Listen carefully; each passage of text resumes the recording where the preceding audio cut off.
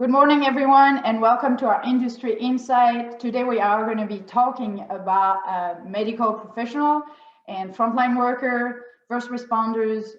It's actually a really interesting topic, and I'm so glad that you girls can actually make it. I know you've all been super busy, so very grateful that you're taking some time out to share with us about your profession and your insight.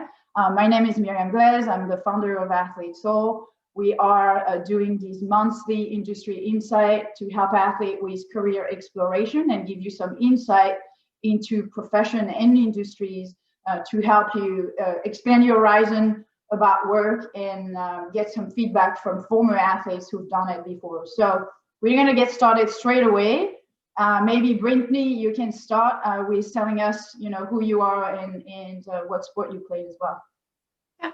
So hi, I'm Dr. Brittany Abear. I currently am a double board certified internal medicine and geriatrician. I played softball most of my life, and I was a 4-year letter winner at Yale University. So that's where I did my sport, and that's when my competitive sport ended. I went on to medical school back in my home state of Louisiana. Did my training, I did residency, chief residency, and fellowship all at UNC Chapel Hill. And then once my husband was done with his training, we moved back home to Louisiana. And there I practice, I have a private practice that I'm a partner in. I do about half and half inpatient and outpatient medicine.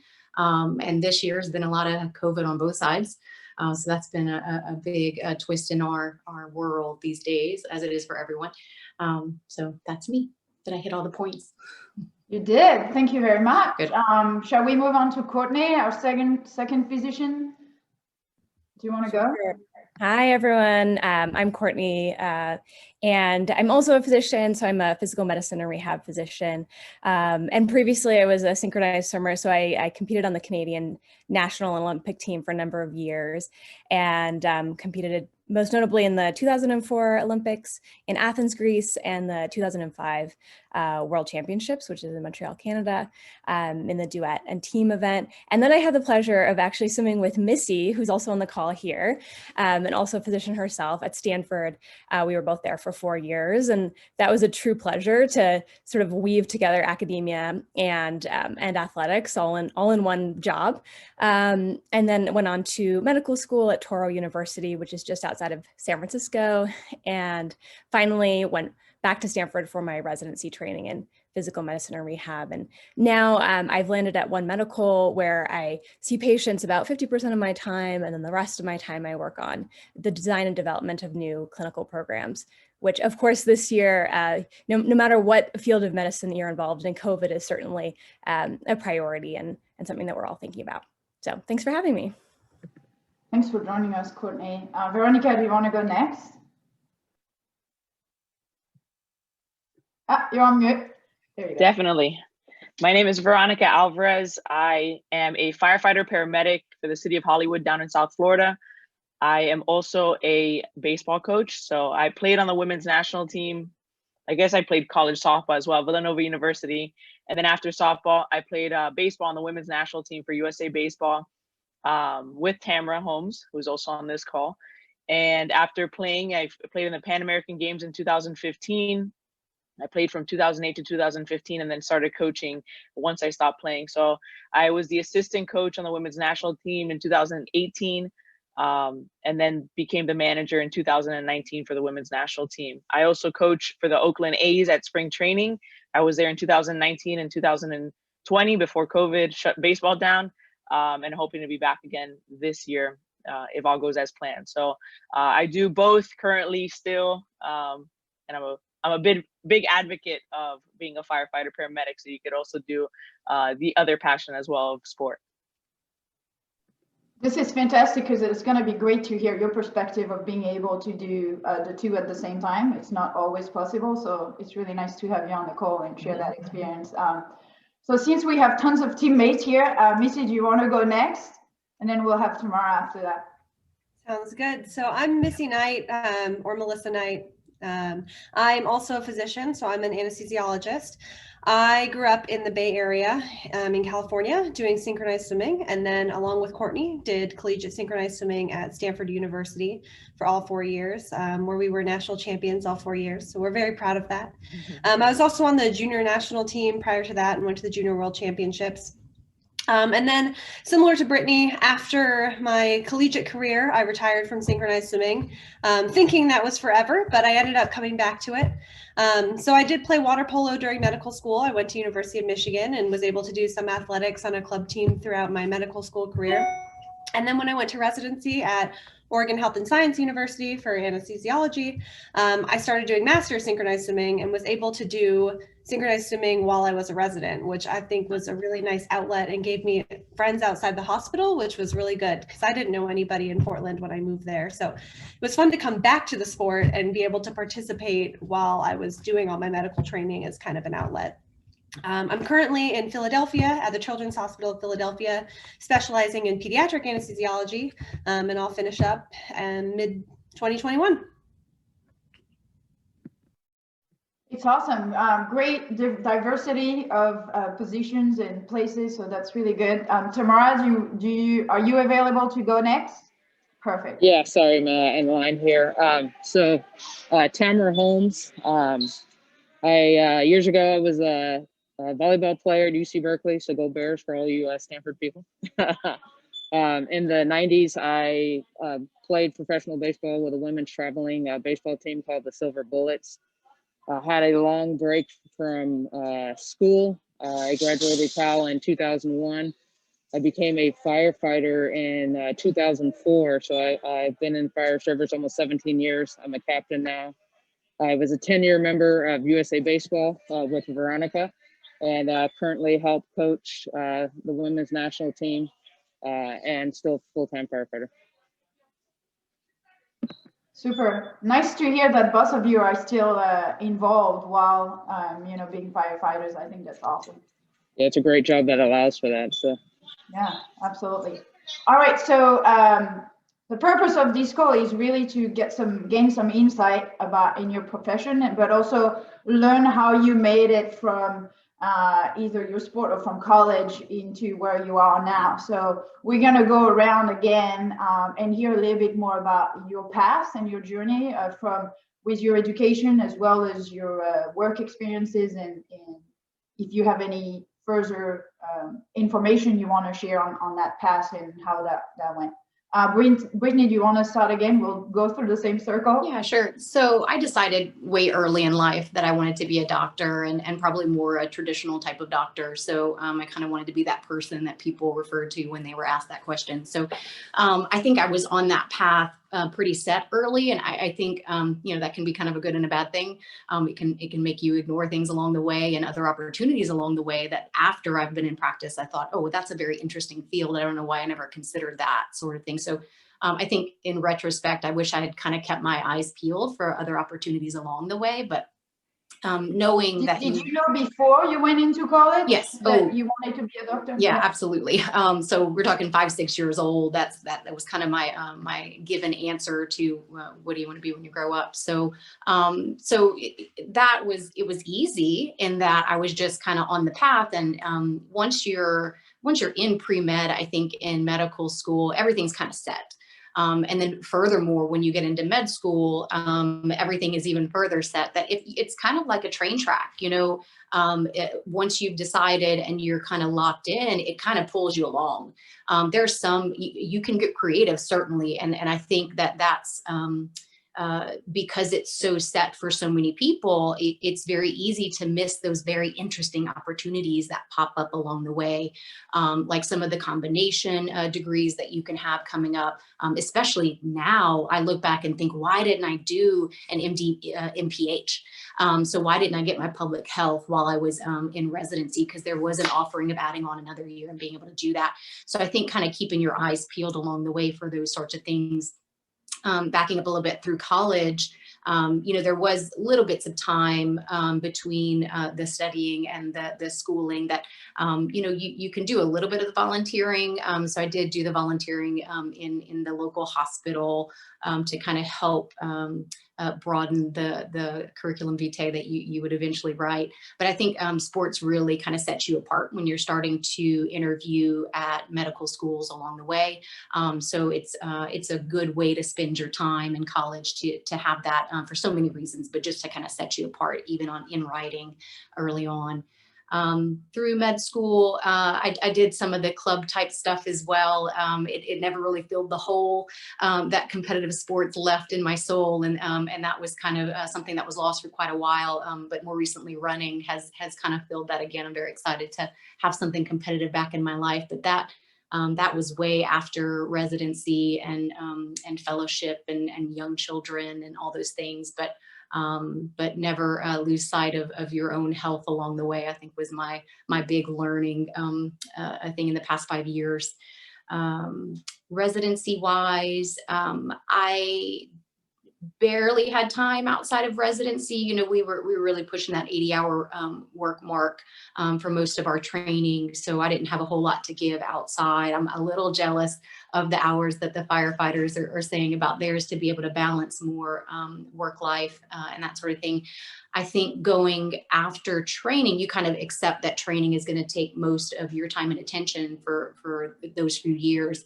But I think after training, it's you know, being a physician is going to make it a challenge to carve out the life part of your life and making sure that you build a practice and a career that allows you to get back to all those interests that you clearly have outside of academia.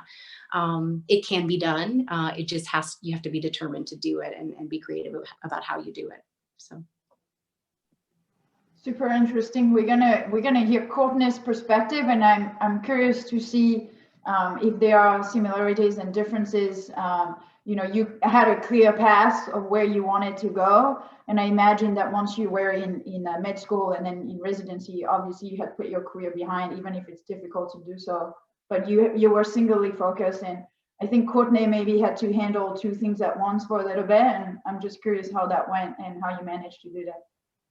Right. And actually, Brittany, a lot of what you said resonates with me because I too, at the age of 6, I think before I truly realized what any of this would mean, said I wanted to go to the Olympics and wanted to be a doctor, and sort of set myself on that path with blinders on. So your point is a very good one, especially if you're used to the high performance sports world where you typically have 1 or 2 coaches and you follow what they want to a T. And your day is also structured in a way that maximizes your health and performance. And that won't necessarily be true outside of that world. So, you know, I did stick to that train track for a while. And I think what you need to realize is just how long that is. So what you really want to make sure is if it is so long, are you going to be happy at the end of it? And do you have a really good sense of what that light at the end of the tunnel looks like? Because I think too many people go in thinking they know what it is, or their parents were doctors. It is a totally different field now. The way we practice is very different. Our day-to-day looks very different. So my advice is, and what I wish I'd done is early on, seek as much mentorship as possible. If you think you know where you want to end up, talk to people who are already there, get a really good sense of what they like, what they don't like, sort of like this panel, but going into more nitty-gritty details. What does every hour of their day look like?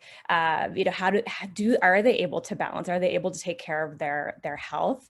And what I found when I got to residency was I had an opportunity to talk to physicians who had taken what we might call it a non-traditional path, so that they might have deviated from that train track.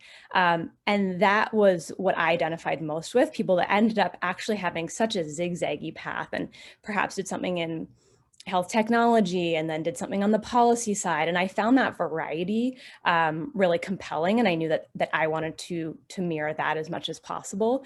So once I knew that alternatives were out there, I thought, I'm going to tell everyone to explore as much as possible early on, just as Brittany was mentioning, because you do have the time and flexibility early on, but just know that if you are on that path and you're thinking, this is not exactly what I thought it was going to be at the end of the track, that there with this type type of training and degree, there are many options out there. So don't let anyone tell you that your options are limited. I think if you're putting in this much time and effort, it is for those many doors to open in the future, and they are out there. You just have to find mentors who might know about them and are willing to talk to you about it.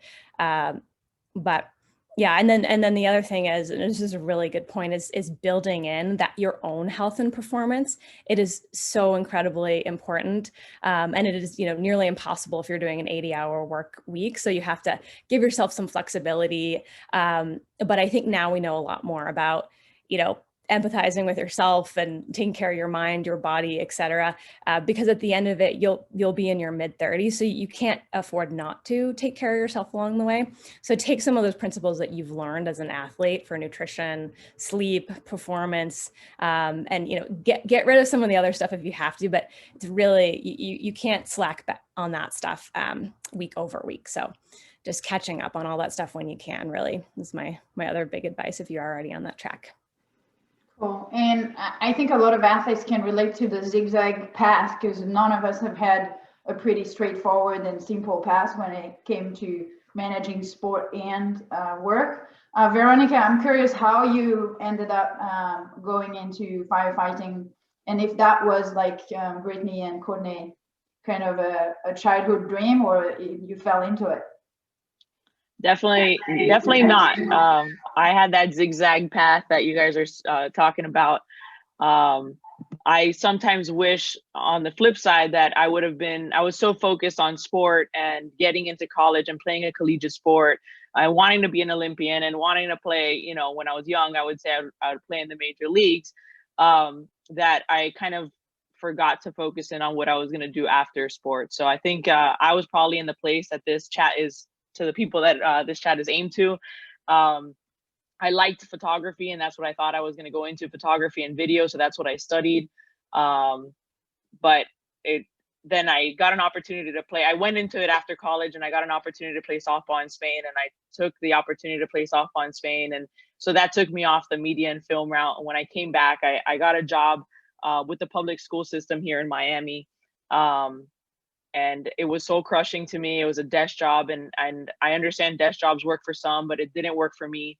And I didn't like it. It was a government job.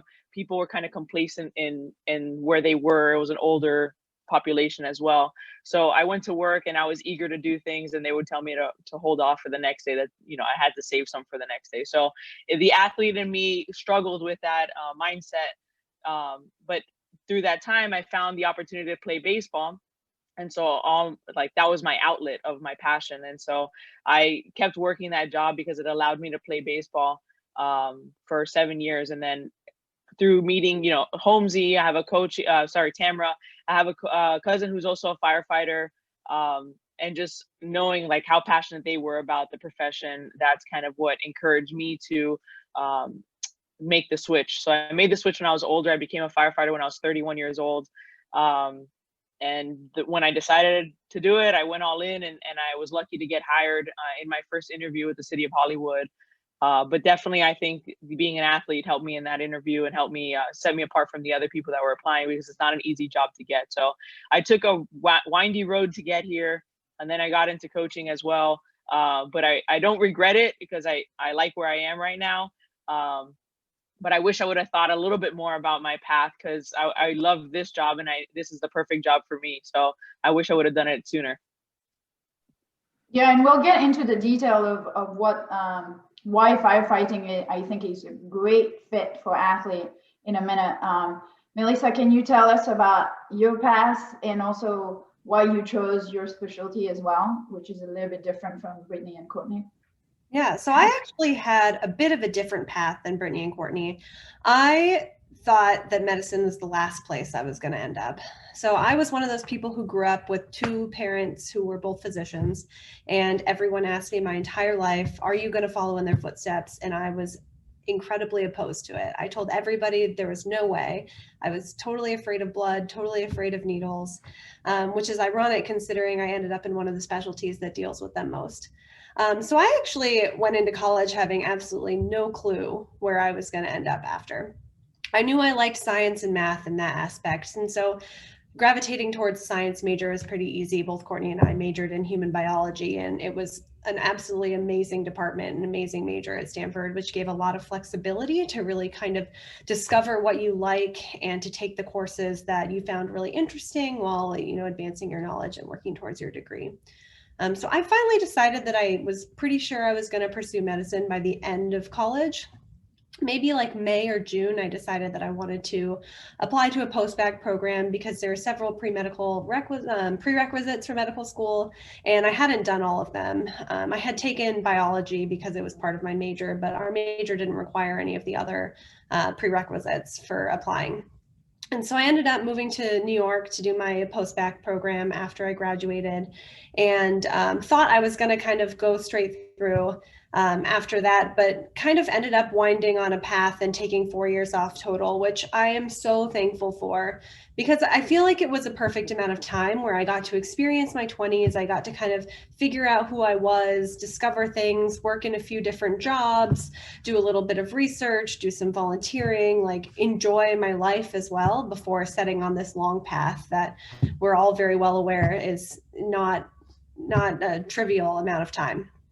And so I eventually ended up in medical school at the University of Michigan, which I loved. And I had no clue what specialty I was going to do. I thought maybe something in pediatrics.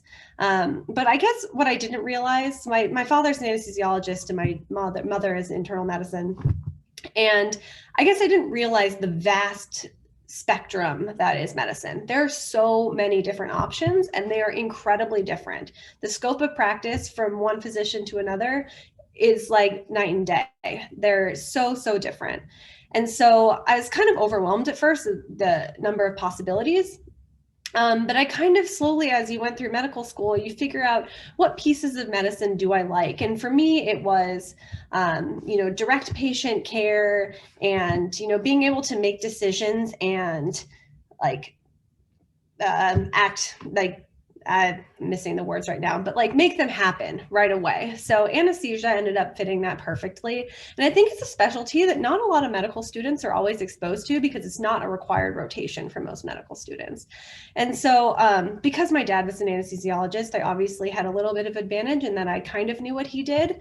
Turns out there's a lot that I didn't know that he did as well, but it ended up working really well for me because I'm working with my patient very, very intensely, and for like, we're very close and I'm with them 100% of the time. I see what's happening and I can make that decision and I can administer the medications or do the procedure that I need to do to keep them safe during their surgery. And I don't have these like other responsibilities outside of work. So it gives me a lot of work-life balance because when I'm at home, I'm home. My work stays at work and my home life can stay at home, and it's very separate, which works really well for me. Everyone is obviously very different, but I really like the ability to separate things out. And so that's kind of how I came to anesthesia. And then the pediatric side, I kind of told you guys already that I kind of thought I was going to go into pediatrics. So when I went into anesthesia, I was pretty sure I was going to end up in pediatric anesthesiology, and I absolutely love it. It's so gratifying to be able to take care of these kids and get them through their surgery safely. Yeah, so that's how I ended up in anesthesia. Yes, thanks for the great detail, and we'll dive into more of those details in a minute. We want to hear from Tamara first, why she went into firefighting and then dragged Veronica into it as well. Right. First, I'd say it's great to be part of such a distinguished group. Everybody's doctors, and I always joke around and say, as a firefighter, I'm a glorified janitor because, like Veronica, I could have competed at the Pan Am Games. I've done like CrossFit Games competition, and then come Monday, I'm cleaning toilets, and like nobody knows anything about what you're doing. Especially as a female baseball player, no one really people don't know that there's women's baseball. So my path to becoming a firefighter is, again, a little different. It was never anything I would have ever thought. I had a friend who was a trainer at Cal, and he became a firefighter, and I saw him some years later. And at this time, I was still kind of chasing a baseball dream. I had an opportunity for a short time to play in a men's independent league. I think it was before also that I found USA Baseball. So in my mind, I was still chasing this obscure goal of being an athlete. And when he mentioned firefighting. I'm like, that's crazy. Who in their right mind would run into a burning building? So then you fast forward some maybe 9 years or a little less, and I had a friend who I like to call like the unlikely firefighter. Like most people, I had these images and stereotypes of what I thought firefighters were, and she didn't fit any of that. And all she talked about was, I'm going on this visit. I mean, it was super annoying. And so it got in, and one of the first days I went to visit her, she let me put her uniform on, or firefighter turnouts, and I was absolutely hooked. I couldn't believe that I hadn't really looked into it, but it took someone that I knew getting into it and that I felt didn't fit that role, and that's where representation really matters. So I was all in after that. It took a couple of years because the path to being a firefighter, jobs at that time, they didn't come around as much, and the testing process in itself, even if everything is going well, could take a minimum of 6 months or so. So at that time, I was testing for Oakland, and you just needed to have an EMT certification. So once I was all in, I got hired, I would say a couple years later, only because Oakland had a hiring freeze. And I actually took a job as a police dispatcher for a year, just kind of waiting on that list. But it was, again, one of the best decisions that I made, and I kind of wish that I had found it sooner, but it was the path that I had to take, especially trying to be an athlete and things of that nature. I think at the age, I'm a little bit older, I'm 46 now, and I didn't stop playing baseball until I was 42, and I had like come out of retirement and got hurt a week before spring training. So I probably would have been the oldest at like 44, 45. But yeah. So it took a friend for me getting into firefighting, and again, I love it. And I've heard similar stories from quite a few athletes who've become firefighters who start actually the academy a bit later. They found it later in life, but then once they're in, they have a pretty successful career because it's such a perfect match. So we'll get into that in a minute. But can we go, Courtney, you talked about the day-to-day life. So I would love to hear from each one of you how that looks like, your day-to-day. What can athlete expect if they become a physician in your field? So let's go in the same order then. Brittany, can you get started? Yeah, sure. So I'm actually considered part-time. That ends up being about 40 to 50 hours a week in primary care. So I have a traditional practice. You're not going to see that much anymore. I think most people that do outpatient medicine have given up their inpatient credentials to this movement called hospitalists. So there are doctors that only round in the hospital, and that's all they do. And then most people have let them take care of their inpatients. So we actually we have credentials at one particular hospital near our clinic practice, and we see our patients when they're admitted to the hospital, and we really like that. We think continuity of care is so good for patients, and there's lots of studies that agree with that, but it is difficult. So this morning I woke up around 5:20, and that allowed me to do my little half marathon training program, get showered, and then go around to the hospital for about an hour, and then drive the little 3 minutes to my clinic. And this morning, my clinic panel started around 8 a.m. So by 8:20, I'm in a clinic room seeing patients, and that's I just do that kind of on repeat through the day, and just put out little hospital fires out from clinic, or there's all kinds of call-ins. So in between every 2 to 3 patients, I'm just quickly trying to answer a few messages through. We have kind of like a medical email system called TaskMan. And there's probably on any given day about 40 to 60 messages that'll come through there. So if you're not mindful of doing, 3 or 4 between every other patient, you're going to be staying really late at the end of the day. So constantly through the day, you're kind of switching tasks in your mind over and over again, and trying to get as many things done in those little, not even free time between patients, but like creating time between patients to do those sorts of things, just 20 seconds here, 30 seconds there, sort of things. I am moving as fast as I can all day, and I'm still getting behind most of the time because the way that medicine is insurance and other things, a 15 to 20 minute visit should be good enough. And, the vast majority of things that come into our office, especially as a geriatrician, are going to end up taking a lot more than 20 minutes. So I have a very complicated patient panel. I have many patients over the age of 95. I have a couple that are over 100 years old, and they require very nuanced care to keep them growing and growing older. So that's most of my day. I would say probably 80% of the time I am working through lunch. Probably 90% of the time I'm working through lunch. On occasion, I'll actually be able to eat something while I'm doing messages through lunch. Or if I get a new admission, sometimes I'll drive back over to the hospital to see them if they're unstable. And then the afternoon is a lot the same. I do have shorter afternoons, and that's where my considered part-time is. And I did that mostly because at the end of the day, you're usually going to have about an hour to an hour and a half of just finishing up those messages you couldn't get to. And those are usually patients calling in with a specific concern or records you need to go over, lots of labs to review, lots of imaging to review, and make sure that everyone's informed and that plans of care continue to move forward in a timely fashion for patients, especially if they're sick. And then there's lots of paperwork. This paperwork was probably the biggest surprise of my life. Doing actual medicine is just the piles upon piles that come in. Some of it's, just refills, and my nurse is really good about taking care of that stuff for me. Finding a good nurse is key to making it in this field. I have to do a side note on that. But a lot of insurance kind of callbacks and filling out forms and forms for patients to get certain things approved for care in the home, monitoring that care in the home, all those things. So that's about an hour and a half at the end of my day. And if I went till 4 or 5, I'd be missing a lot of home life.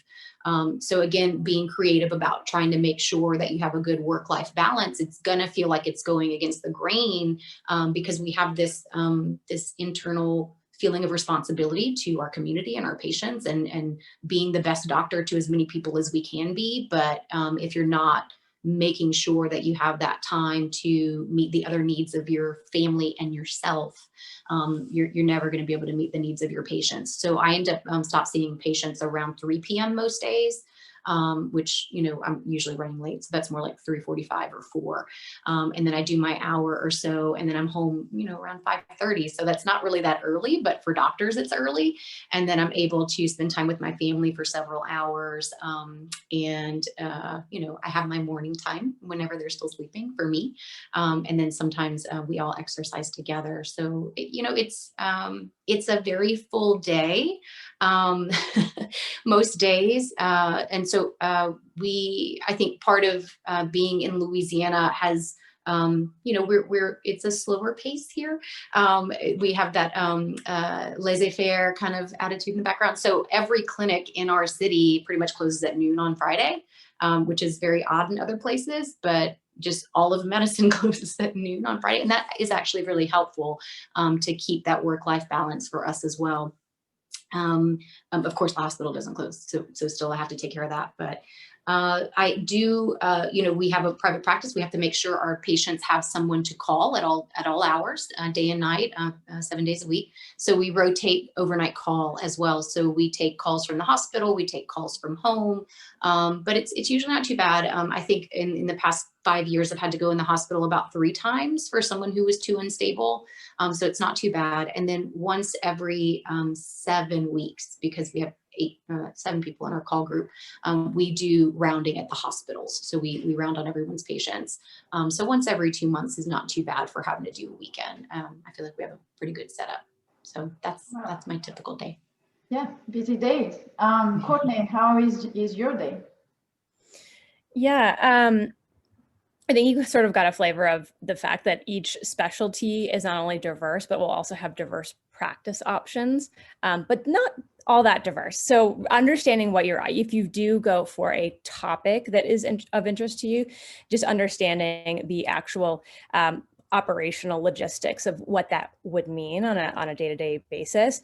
For physical medicine and rehabilitation, which is a specialty that is sort of two combined, physical medicine and rehabilitation in one, it's quite broad as a result. So many people do specialize or focus in one or the other area. So physical medicine is the sports medicine type practice, spine pain, and then the rehabilitation is neurologic type injuries, so brain injuries, spinal cord injuries, and that is usually in the taking care of patients who are in the hospital or between the hospital and home. So they might have a serious injury where they need to essentially relearn how to use their body or adapt to use their body in a very, very different way. So I right now focus on the physical medicine side of things, so sports and spine, and that is the more common route that physical medicine and rehab physicians go. But I have to say that rehabilitation was really what drew me to it when I was picking my specialty. And in residency, I did really love the topic. I had the pleasure of being one-on-one with our attending. So an attending is someone who's completed their residency and fellowship training, and they're the primary physician that's taking care of the patient. And you as the resident are learning as much as possible from them. So you are seeing the patient every single day, you're suggesting a plan, you're writing the notes, and they give you feedback along the way. So I had a very good sense of what their day-to-day was. And for me, it didn't work for the life that I wanted after residency. So then I started looking at alternative paths at that point and realized that there were ways to combine your medical background and interest in technology. For example, that was my interest in different ways. So my day-to-day now is a split of the two. On Mondays and Thursdays, I see patients, right? Previously that was only in office, and now it's 50% virtual, 50% in office. And that was a huge change for all of us because telemedicine had not previously been covered by insurance. So it would be like, doing your job for free. And so the incentive was never previously there. And now insurers are paying for it because there is enough evidence behind it for certain conditions. And this is the way that we're gonna, keep people safe if they don't need to be traveling on public transportation and into the office if they don't need to. So I do see patients back to back, and it is like having a back-to-back meeting with no breaks, where you have to take your own notes along the way. And that is a real thing to consider. I think the latest study I saw showed that residents, so the people that are after medical school, but in the bulk of their training, spend 80 to 90% of their time on documentation. So it's like narrating your day. You walk into the room, what do you see? What are the patient's vitals? You're writing down, it's like journaling your entire day, but every single day over and over and over again. So just, that is I too did not anticipate what that would feel like. And you don't get that when you shadow unless you truly try and write out the note yourself. And it of course is now electronic. So, the other days I am working, as I mentioned, on project time. At the company that I work for is called One Medical. So it is actually a primary care, a series of practices across the country. It's quite rare to have that in medicine. We tend to be really geographic. You're either in one part of the state or the other, let alone across states. It's very rare. And that's given me a really nice broad view of the healthcare landscape and what works in certain places. And then also another thing I realized during residency when I had a chance to work on either research projects or some of these non-traditional projects, designing new technology for medicine, I really loved working on an interdisciplinary team. It reminded me of what I was missing from sport. Because as a physician, you are in charge of your patients and you do work with your nurse or maybe a few members of your staff. That did not quite feel the same to me. And I was still really missing that, especially, being on a team sport where you're around each other all day, every day, working towards a common goal. That wasn't there for me in medicine. So I sought that alternative path to get that feeling back. And I also really just appreciate the balance in the day. I think I was happiest once I was able to minimize my training a little bit from, 8 to 10 hours a day when I was training for the Olympics to collegiate level where you're under NCAA rules that they limit the amount that you can practice. So that was really nice because there was balance between academics and sport. And I realized I wanted that in my my professional life as well, and what I was doing within my day-to-day as well. So on project days and clinic days, I typically start my work around 8.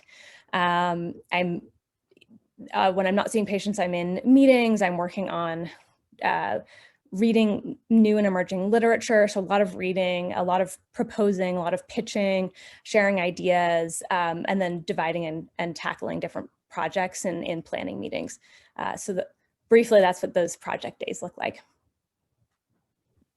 It's really interesting to see that you have kind of a bit of both in two different part of your week. It's kind of nice that you've been able to carve that out.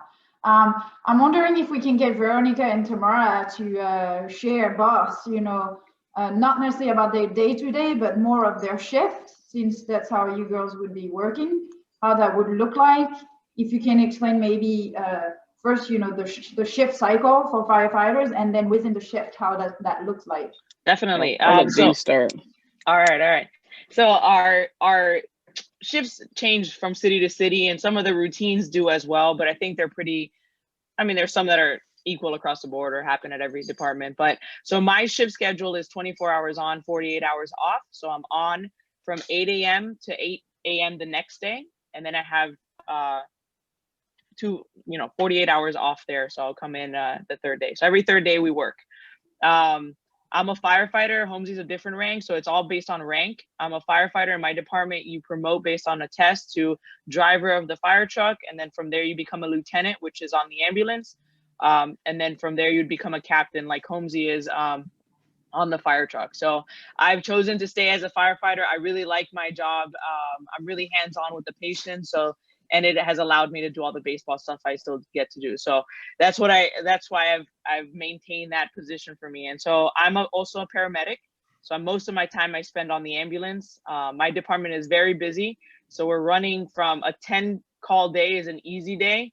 We're running 20 calls in 24 hours, mostly medical in South Florida. But so we start at 8 a.m. We usually get there about 7:30 to relieve the shift in front of us.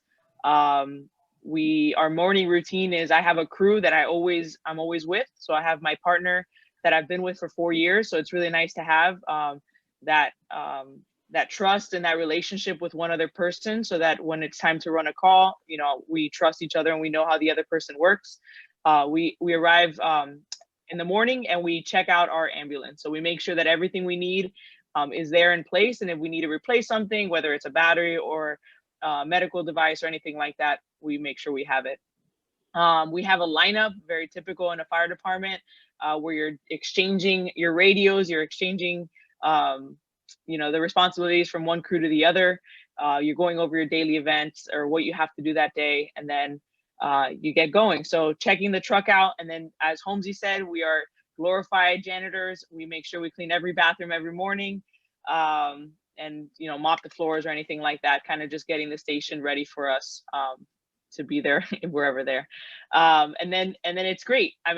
Part of what I like is that you don't know what you're about to face. So you could have an easy day, you could have a hard day, you could have a lot of people with toe pain, or you could have a lot of really bad car accidents, or heart attacks or overdoses or things like that. And we call those good calls, even though that sounds very harsh. But those calls, we're actually using our skills and we're actually needed in those moments. So we feel like they're very fulfilling for us because we're getting to do what we're actually signed up to do in those moments. So like I mentioned, my partner of 4 years, it's really nice to have that camaraderie with him. If we get a heart attack, we barely even speak during the call because we just know how to work with each other. And at the same time being very good about communicating when necessary. So it's really that kind of like fulfills the team aspect for me. We're good at different things. He's really good at reading 12 lead EKGs, and I am really good at patient care and being hands-on and kind of figuring things out, like the logistics of it. So we really help each other out and we really balance each other out. So it's really nice to have that in the station as well. One thing I didn't mention, by 8 a.m., somebody's making fun of somebody, and there's a lot of jokes being thrown around. So it's a very playful family environment. Nobody's very harsh or anything like that, but it's all in good fun where we poke fun at each other. We keep it as light as possible because you never know what you're about to see on a call. So we try to maintain things light and fun at the station.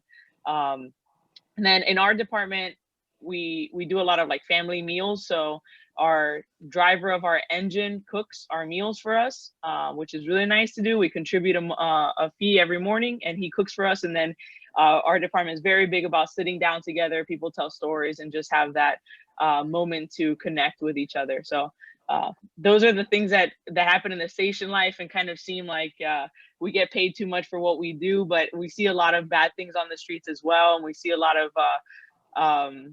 crazy things that people get into that you couldn't have imagined if you didn't work this field.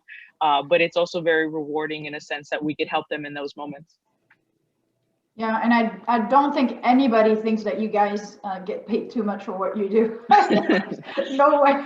Tamara, do you want to give us maybe your perspective as a captain is probably slightly different with the type it's a little different. We in our city we switched a little over a year ago. Veronica's schedule, we call it 1s and 2s, so 1 day's on, 2 days off.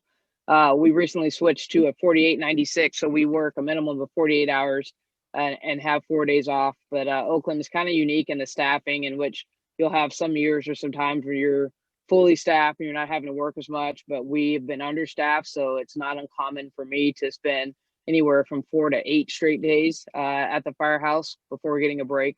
As an officer, I run the roll call. So again, our shift also starts at 8 o'clock. We get there a little early, but we have roll call 7:55, and that's saying we do kind of the order of the business, talk about training, anything people need coming up. And then we split from that and go into our cleaning and checking our apparatus. But even as a captain, it's still hands-on firefighting in our job. So Oakland has lieutenants and captains. So it's not until really you reach the next step of battalion chief to where you're not doing still the actual hands-on work. Although I manage a crew of 4 or 6 at my current station. I'm at a specialty station, which is a lot different. It's at the airport, so all the aircraft firefighting. We are bound by even stricter rules for FAA. For example, we had a call out for a potential issue with a plane, and no matter where we are, we have less than 3 minutes to get there. So it's oftentimes you see like someone's in the shower, they're running out, putting something on. You may have soap in your hair, like you don't have the opportunity to slow down at all, because it really takes all of that time. And unfortunately, I have to do, as a captain at this station, I'm in charge of all of our staffing. So it's a lot of computer work too, which as a firefighter is something you certainly do not like and did not sign up for. So as the doctors are saying, you're surprised at all the paperwork and things that it creates. So depending on where you are, you may have that. But like Veronica said, I've spent most of my career rescue, hazmat, busy stations where it's not uncommon. I've had 4 fires in a day. I've had days where I've been up 48 hours straight just due to fires and other incidents. And like Veronica said, it's not something that you wish upon people, but those are the calls that really kind of make you and help you hone in your skills. Yeah. Another thing I would add there too is like our schedule. I mean, one of the benefits of it is, and what allows me to do the coaching in Holmesy as well is I always say that one of the best things about my job is that I could arrange work around my life and not life around my work. So I am able to trade days. So it's easy. I would say it's a little easier for me since it's only 1 day, where Holmesy has to change 2 days. But I can exchange days. And for spring training, for instance, I'm gone for 4 weeks and nobody's calling me. Nobody's wondering what's, no paperwork, no, nothing like that. So it's a really nice disconnect as well. And it allows me to do the baseball stuff on the side. So that's one thing about our schedule that I really like, but kind of that is probably the best thing. I mention that a lot of people can't find work trades, like literally, like if you're in, and that goes to like personality and kind of like being a good teammate. If you're a good trader, people will pick up days for you. If you're a bad trader where you take days from people And then every time somebody calls you, they're like, oh, well, you know, I can't, you have all these excuses. So I try to pick up days, pick up holidays for that same reason, so that when I need to take off 2-3 weeks at a time, it's easier to do. And, you know, I think from our schedule, our perspective, when you talk about your life and your work-life balance, it's like really important for us going in to really stress to our families, have zero expectation. I have to work holidays. Oftentimes I try to make appointments, whatever. People are like, oh, it's like Christmas. I'm like, oh, that's like a Tuesday to me, because I oftentimes have to work holidays. So it's like, it helps me when my family does not expect me to be home for birthdays, does not expect me to be home for holidays. And in fact, I get to the point where, you know, I'm happy to work some holidays just because it's just, you know, less of a hassle. And, you know, with this job, it's nice that we have days off during the week where I can get stuff done. So you know, that balance is a little bit different, but you know, it's a little bit harder, I think, as a firefighter for me to create that. So it's just like your competitive days, no weekends, no holidays. Yeah. It's the same no life. days off. Melissa, do you want to go through your day to day? Yeah, sure. So my day-to-day is pretty different than the other physicians on the call. So anesthesia is almost 100% direct patient care. There's not a lot of office-based anesthesia, unless you specialize in pain medicine, which is one of the fellowships you can do. So I am in the hospital every single day. I usually get there around 6 a.m., sometimes 6:30, and start setting up the room to be prepared for the surgeries for that day. And then after I set up, which usually takes, depending on the case, anywhere from like 20 to 60 minutes if it's a really big case, I go and see my patients and I chat with them and get to know them, and then we start the surgeries for the day. There can be anywhere from like 10 cases in your room to just 1 or 2 longer cases. Kind of just depends on how you get scheduled, and we do lots of different types of surgeries every day. And at the end of the day, when your last case is done, you're usually done unless you're on call. There are lots of different types of anesthesia practices, and so this can vary a little bit. Where I am now, we take 24-hour call, and so last night I was on 24-hour call, so I got there yesterday at around 6:15, and then I left this morning around 7:30 a.m. Luckily, I did get a little bit of sleep last night, not a ton, but you know, you can be doing cases the entire time until you're relieved in the morning, or you might be done sometime in the evening or middle of the night and get a little bit of rest. It kind of just depends on what happens, what emergencies there are, what patients need to have surgery. And so it's a little bit unpredictable when you're on call. And then some practices have home call as well, where you might be at home but have to come back into the hospital at any time if there's a patient who needs a surgery. So that's how, like, for instance, here our cardiac surgery calls work. If a patient needs cardiac surgery in the middle of the night, they would call in the team from home. Yeah, so pretty straightforward days usually. Call days are a little bit long and unpredictable, but overall pretty great. The nice thing about anesthesia is that it's not super documentation heavy. I don't have a lot of documentation at the end of the day. Most of my documentation that I'm doing is in real time, so documenting the procedures that I'm doing to help keep my patients safe, the medications I'm giving, and all of that just in real time as I go. Cool. So it's been really good to hear, you know, the day-to-day life, and I see so many similarities and of things that you're doing now that you have probably done when you were athletes. So I'd love to hear it in your own words. First of all, why do you think your profession is a good fit for an athlete? And what skills, you know, you've used as an athlete and you're still using now? How is it's prepared you basically for what you're doing? And we're going to circle back to Brittany. Okay. You know, I knew this question would come up, so I've been thinking about it a lot. There are so many things in athletics that tie into medicine. It's hard to even list them all. And you know, the normal stuff, the hardworking, the dedicated, receptive to feedback. I mean, that's the obvious stuff. But I think in athletics, through all of that time, we're all subconsciously over and over again, not even knowing, but we're doing self-evaluation. We're seeking out feedback. We're fixing things ourselves. We're always aiming for better, for just looking for the nuances and the weaknesses in our performance. You have to be doing that in medicine. I mean, it's a bad thing if someone else has to point out things to you. You need to be able to point them out to yourself and figure out where that weakness is before it comes out in a patient care situation. So to have that already ingrained, I think we are ahead of the curve whenever we go into medical school, that we can do that ourselves. And other people are probably just having to kind of learn that on the degree that you have to do it to be successful and safe in medicine. I think another thing is that, especially now as we go more towards like a media heavy world, people become more of observers than doers. And there's this kind of just abstract behavior that you kind of end up kind of on your heels or sitting into a situation. And I think in medicine, it's good to be a doer, to recognize a red flag or even the hint of a red flag and be able to act on it very quickly before it becomes a tragedy, before it becomes a complication. So I think being an athlete makes you a doer, and that makes your patients safer. The other thing is, you have to, especially in the team sports, you have to be able to read the room.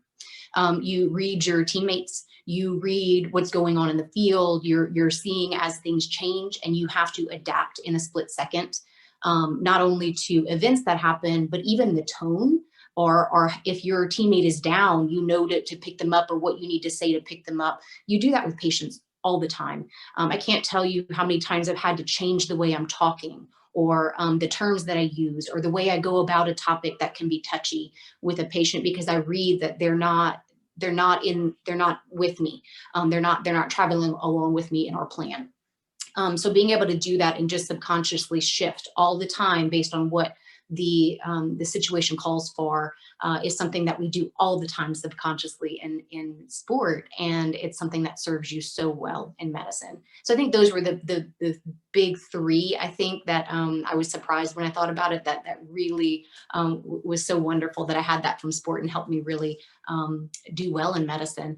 The adaptability is one of the big things. I'm not even done adapting my practice. I'm always looking for ways that I can make myself better, and then also adapt my world to be better for my family or myself. And that receptiveness and embracing of change is something that I think athletes do very well with. That sets us apart for medicine in particular. Yeah, and thank you for sharing.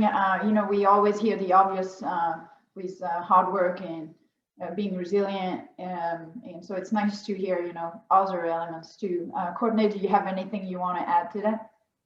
Yeah, again, there's so many things. I think what we heard from each of the speakers here today, though, was that never giving up doesn't mean sticking with something that you're unhappy with. It means don't give up on finding what you're passionate about. And if you've had sport early in your life, you know what that feels like. You know what it feels like to be passionate about something, and tweak it slowly over time and do it again and again and again, and be happy with something you do over and over and over again. And it sounds like we've all found that in our careers as well. So I think that translates really well. Just again, the repetition, but also knowing that at the end of the day, what you're passionate about is the core of what you're striving for. Great.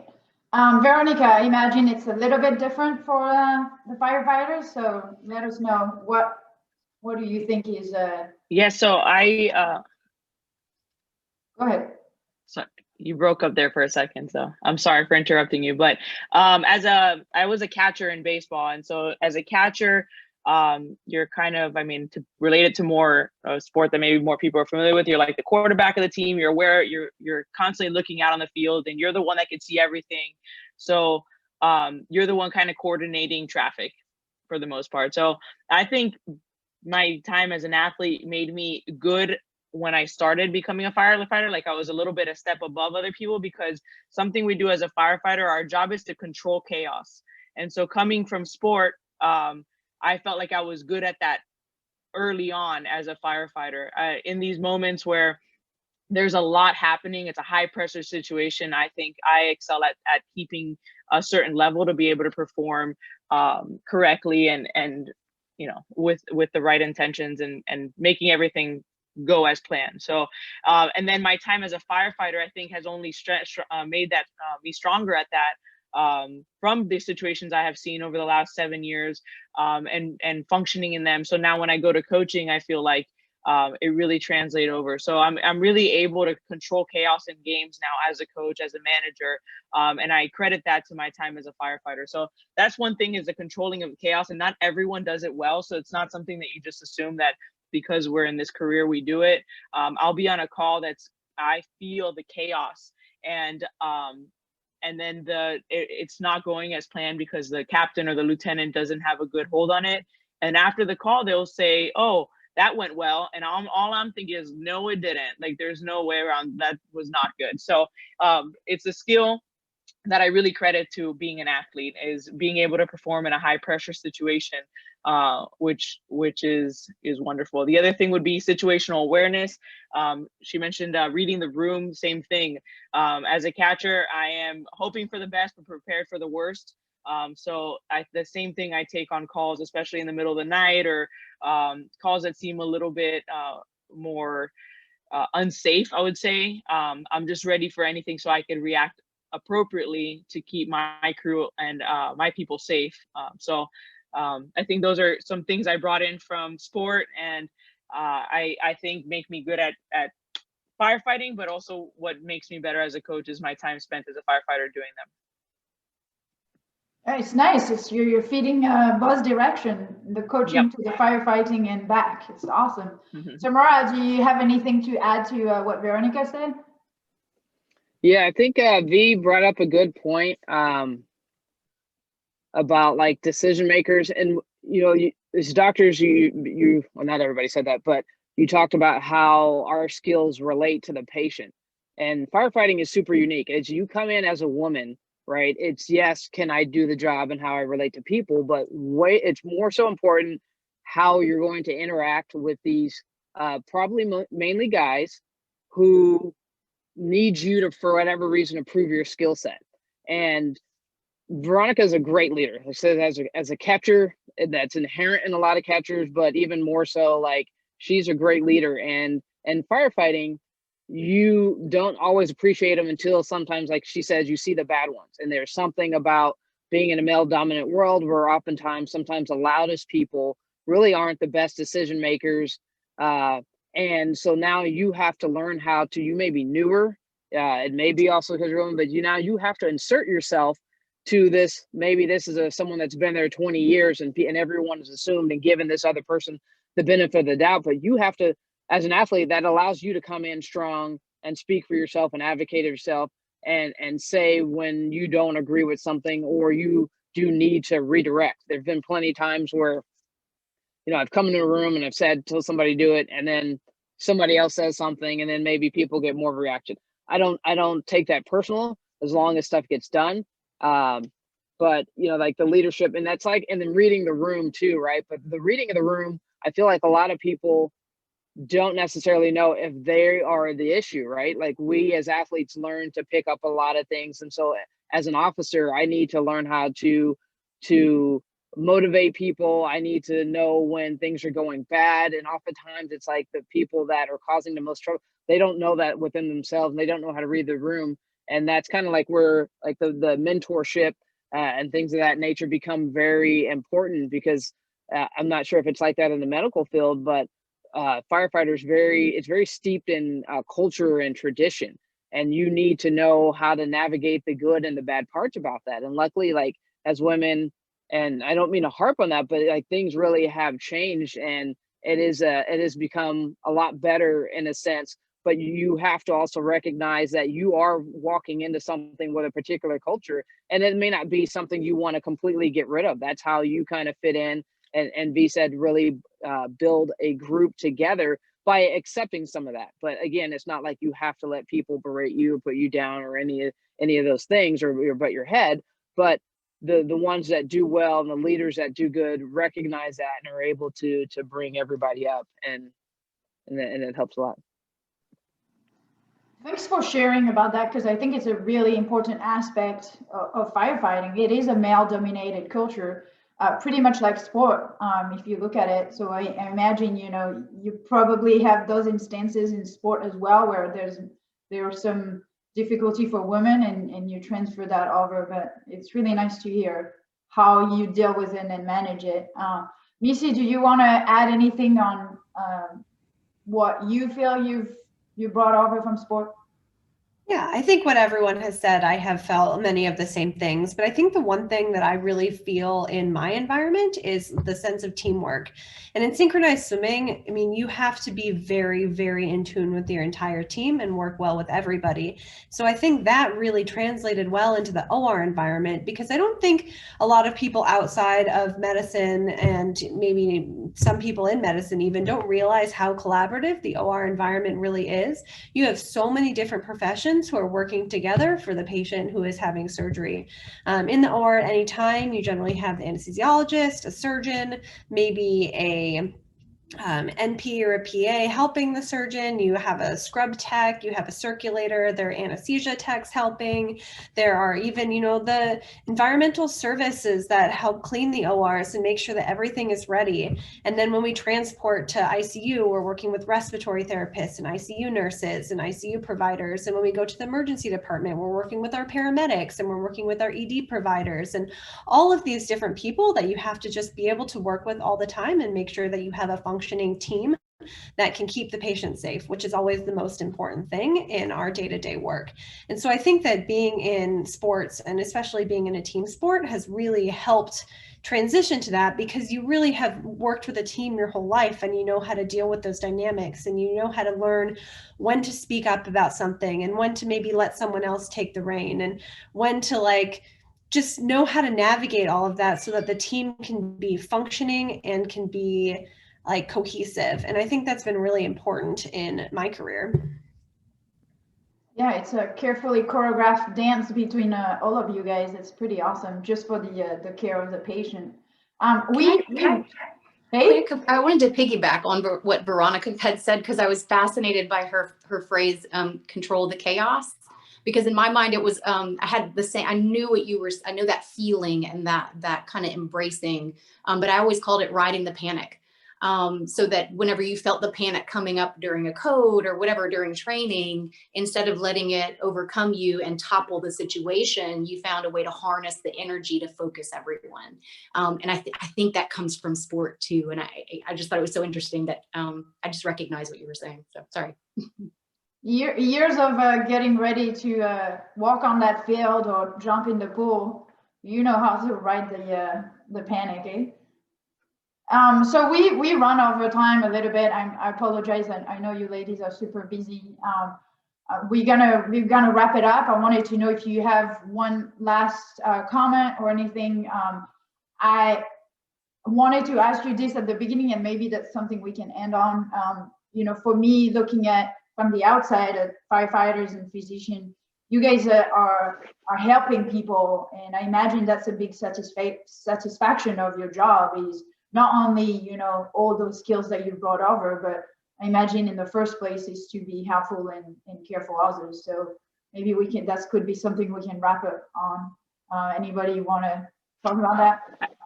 Well, I'd like to say too, what I've gotten most from, especially the doctors, and it always seemed to me if I know that was the path I was taking, that seems very specific, and that's something, I always felt like you needed to know early. We always say most people never leave firefighter jobs, and we always joke with the cops, the difference between a cop and a firefighter is they both want to be firefighters. But we had one woman years ago, she actually left, and it was to become a doctor. And, I think it was a goal of hers, and, certainly her parents. I wondered how that was, and she had to be maybe late 20s or whatever, but does it seem I guess you could go back at almost any age and be a doctor, or is it really should, as I grew my kids, I have very young kids now, does it need to be a path that, hopefully they would seek early? So I can comment on this a little bit. Obviously I took 4 years off, which is not a ton of time. It's a little bit more than the average, but I had medical school classmates who started at 36, who had entire careers before. One of my friends had a medical school classmate who came back to medicine at age 50. And while the training does take a long time, if it's your passion, it's never too late. I would say some people that actually did those roundabout and had some other life experiences before, they turn out to be some of the most amazing physicians because they're more well-rounded. They're more people persons. They don't skip along some of those really important life learning things before they go back. And there's no one right way to go through medicine. Absolutely. That makes sense. The same as firefighters. Like the difference sometimes between the ones that got in at 18 and 19, that's great. You get to work your 30 years and retire early, but those that have had some life experience definitely, bring a lot to the table. And I think that can be really important too. A lot of people these days are really liking when people take some time to explore their interest and make sure that when they're coming into a profession, they're coming in knowing that it's what they want and knowing that, they've really planned for this career and they're coming to it because it's like definitely what they want to do, as opposed to something that they think they want to do but don't necessarily know a lot about. So getting some life experience, taking some time to make sure that you know what you're getting into, and that you also had a chance to enjoy your life, it makes you a more interesting person. And a lot of medical school and admissions committees and residencies and people hiring you for jobs like to see that you've had a little bit of variety as well. Well, and sorry, go ahead. I was going to say that when I talk about my old job, I always say that it's important to know what you don't want to do or what you're not good at, almost more than what you are meant to do. So, because you could easily have guys say, oh, I could go work this job and make such and such amount of money. I would never go work a desk job because I already lived it and I know it's not for me. So I think that those 7 years I spent doing that were so important and so invaluable for me to be happy and content with and know that this is a job for me. Well, and I think as an athlete, you have a very clear goal and a very clear passion, and being able to spend some time to evaluate what you don't want to do or what you don't like and explore different interests will certainly make your career, once you find your path, much more valuable and positive as an experience, I think. Yeah.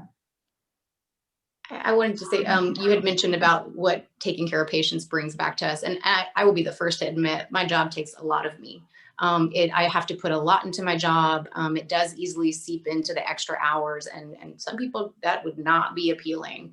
But I can tell you that the pride that I have in my ability to keep people safe, to be someone who brings them comfort in times that could be tragic and horrific for them emotionally or physically.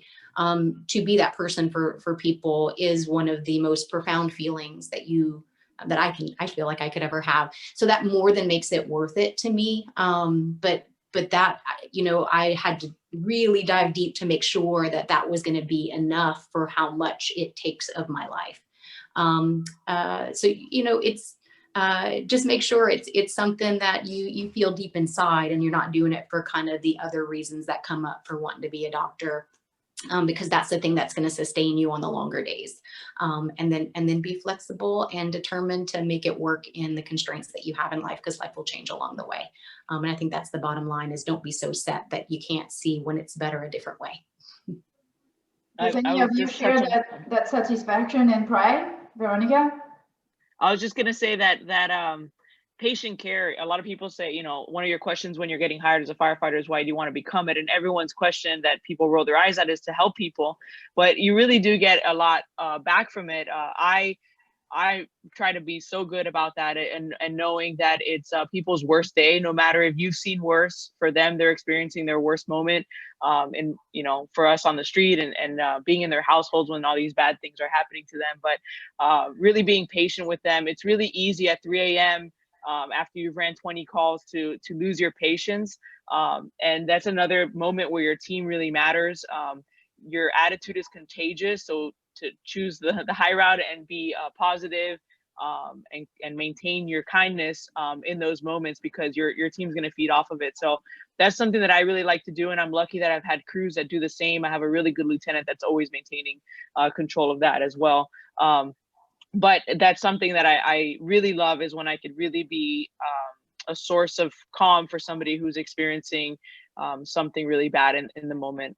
Just kind of reassure them that we're going to take care of them, and then advocate for them in the hospital, which is part of our job as well. So that seems like the hard part.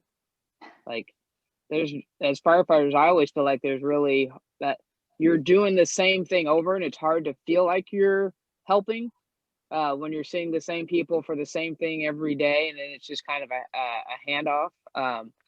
But advocating in the hospital, that's interesting that you say that. Yeah, so a lot of the times, you know, patients tell us that their toe hurts, their head hurts, their chest hurts, and all these different symptoms are happening to them. So I mean, that's just a basic way of showing that we need to now narrow it down by the way we ask questions and the way we address things, so that when we get to the hospital, we're not just saying that they have pain from head to toe. We could actually address the issue that's at hand. So the most important, I would say, or the easily to see from the outside, it would be a stroke, a patient experiencing a stroke. So I really try to be good for them. And it's kind of the fun part. You kind of get to figure things out for them and then get that information off to the doctors. Well, and that's that continuity and collaboration that Melissa was talking about before, where you guys are all part of that same will to help, you know, the patient. Before we wrap up, Melissa, do you have anything to add to this, or otherwise we are gonna give it a call? Yeah, I think for me, you know, it's always feels like a huge privilege when a patient trusts me to take care of them, because unlike other physicians, they're not usually choosing me as their physician. They're not choosing to come to me.